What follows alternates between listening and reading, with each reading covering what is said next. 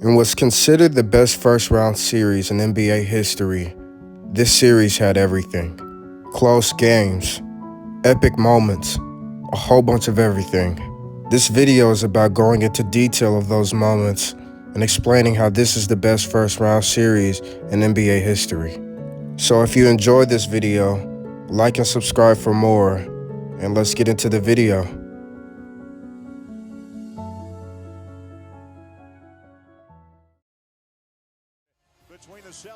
This was a Bulls team who was only 500 going against the 62-20 Boston Celtics. The Bulls at this time was led by good role players and a good young supporting cast.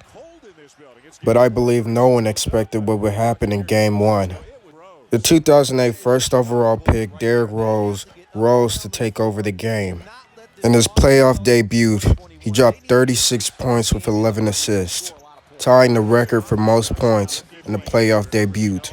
Joakim Noah also had his playoff debut in this game, dropping 11 points and 17 rebounds, which was amazing and helped him get the win in this game.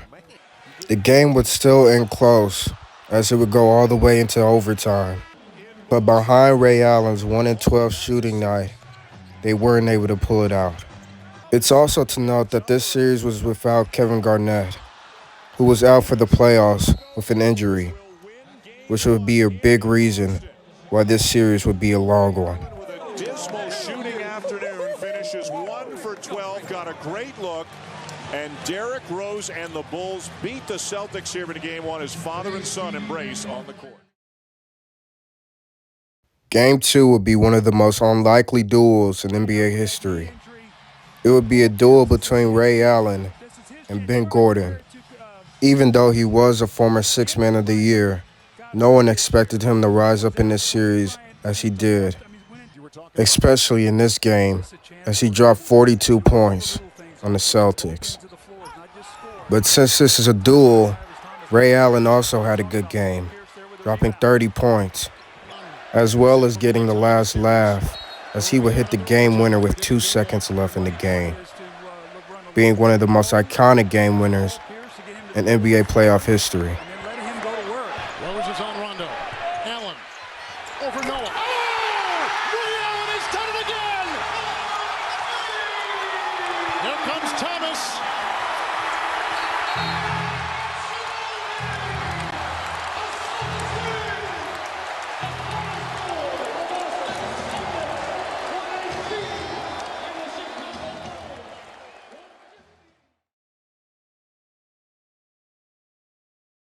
The first and only blowout would happen in Game 3 of this series. The defending NBA champions were able to battle back and show why they were the defending NBA champions. Also, to a person I haven't really been giving spotlight to in this series, Rajon Rondo. In this series so far, he's averaging 22, 9, and 10, which is amazing numbers for an NBA playoff series. At this point, Rajon Rondo was considered an all-star caliber player, and it was deservingly so. And he really showed why in this series. In Game 4, the Bulls battled back, led by Derrick Rose and Ben Gordon. Rose, who had 23, 9, and 10, and Ben Gordon, who also had 22 points and had multiple clutch shots in this game. It would be close throughout, as Paul Pierce and Ray Allen also had good games themselves. Paul Pierce dropping 29, and Ray Allen dropping 28 of his own. In the final minutes of regulation, Ray Allen would hit a three-pointer with 9.8 seconds left, which would then push the game to overtime. Then in the first overtime, Ben Gordon hit a game-tying shot with 4.5 seconds left to push it to a second overtime. And right when Salmon's caught it, then you're not even in any danger of fouling on the shot.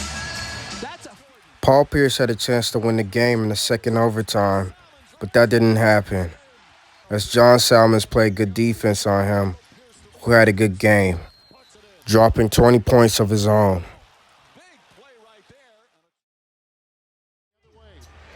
Game 5 would be a masterful game for Boston. Paul Pierce and Rajon Rondo came to play this game.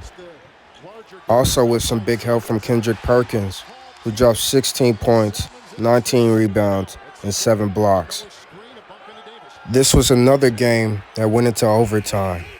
Gordon on the side, Marbury defending. What is he doing? Oh, he just hit it! He just gave Chicago the lead! That's what he was doing! Oh my goodness! Can you believe it? We're 16.6! Arms a shot.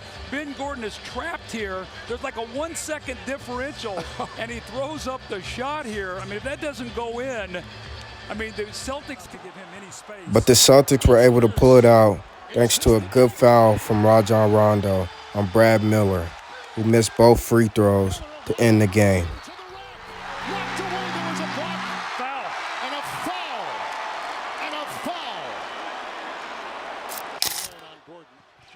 In Game 6, the Celtics only needed one win to finally move to the second round.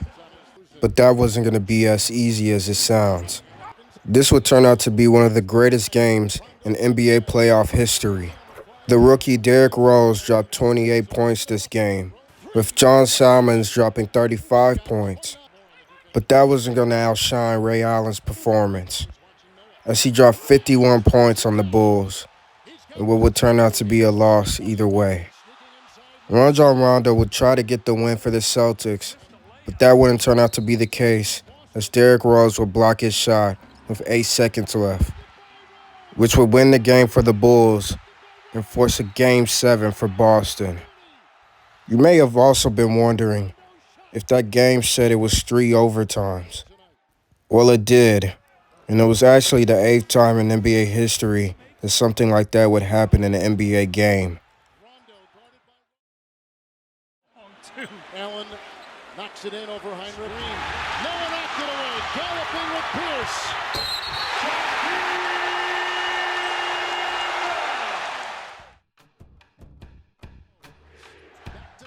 In Game 7, everybody was wondering, will the Bulls pull off the upset?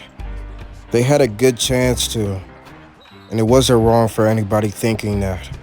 But the Celtics were able to get the job done in this game, thanks to an all-around effort by the Boston Celtics. Ben Gordon was able to drop 33 points in this game, but it wasn't enough. The Bulls were able to lead all the way into the second quarter, but that's when the Celtics turned it on and pulled away in this game. Though it wasn't a blowout fashion, which is why I'm not saying it is one. Over Marbury is Kirk Heinrich. Thomas trying for the rebound.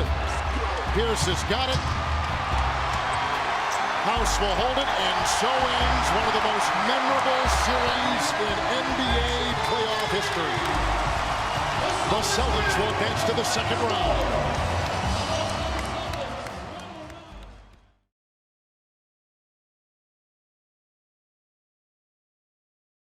In this series, I think it was the coming out of Derrick Rose and the Chicago Bulls. Because soon after this, after a couple of seasons, they would actually be on top of the NBA. This series also had everything you can ask for. Close games, overtimes, big performances. That's all anybody could ask for.